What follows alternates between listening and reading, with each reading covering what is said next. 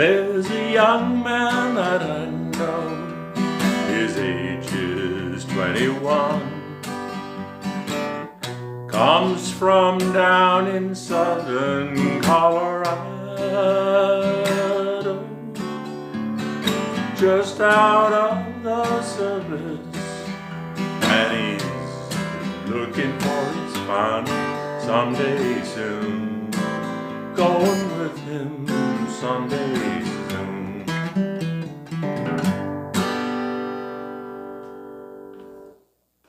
Hi, it's Bonar. A lot of my students and online subscribers get to a point where they want to actually play the songs they've been learning.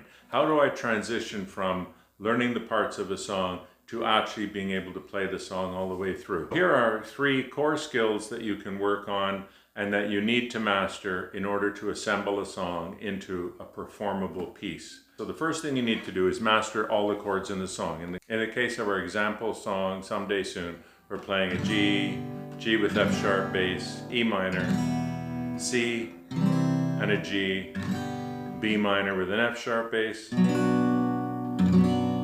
C, D7.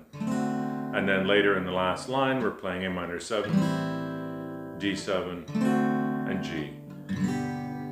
So those are the chords in the song.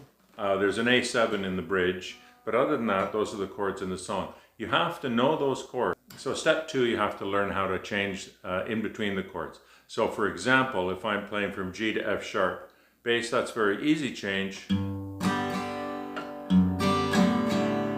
And if you have trouble mastering those changes, you just practice the change back and forth a few times, forwards and backwards.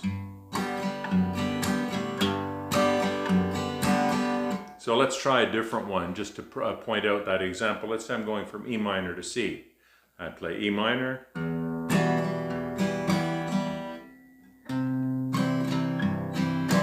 And you'll notice I'm using an alternating bass in here. I guess I'll do another lesson on alternating bass sometime. So the E minor to C, if that's not immediately simple for you,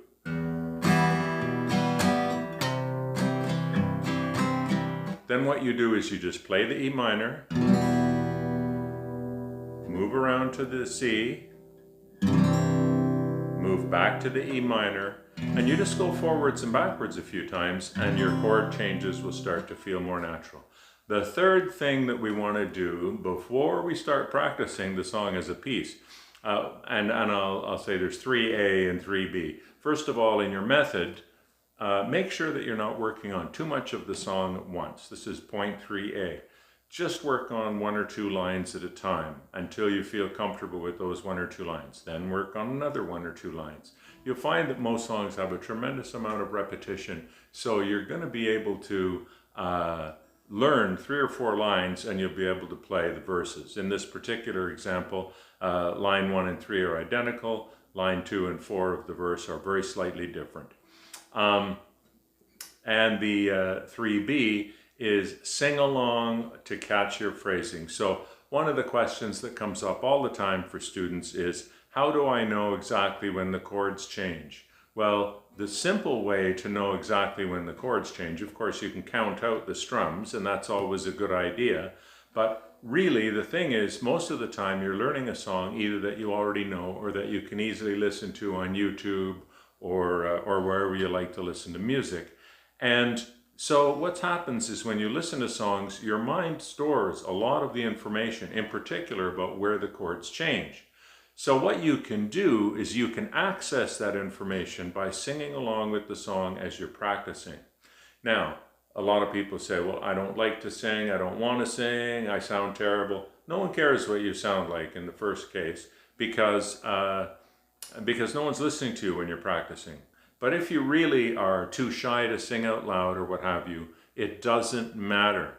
All you have to do is sing in your head or mumble along, just mouth out the words. And as soon as you start to try and keep track or place the words, even just with a phonetic sound, you'll notice that your recollection of how the words fit with the chords begins to emerge from your memory of the song. And that's how we access a very precise and accurate knowledge of where our changes are. So if I play just this first line, And let's say I'm too shy to sing, and I just go, na na na na na na na na na na na.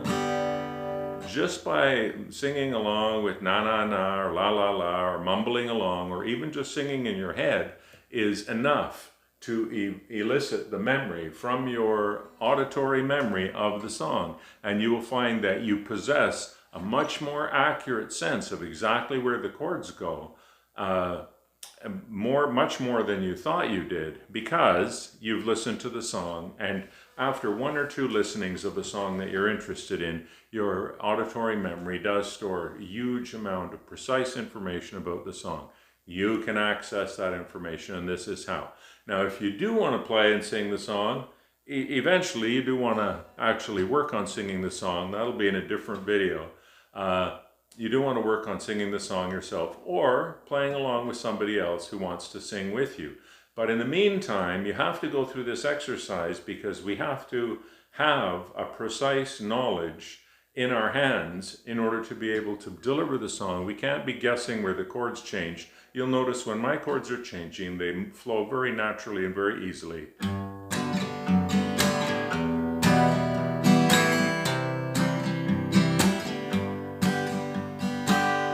And when I'm doing that, I'm actually singing the song to myself in my head in order to keep myself in a precise time with where the singing goes.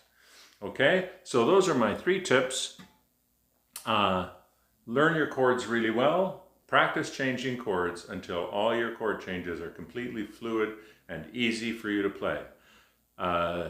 Number 3, there were 2 tips. 3A, only work on 1 or 2 lines at the most at a time until you have, like if you're working on 1 line, work on that 1 line until that 1 line feels really comfortable or starts to feel comfortable, then move on to the next line.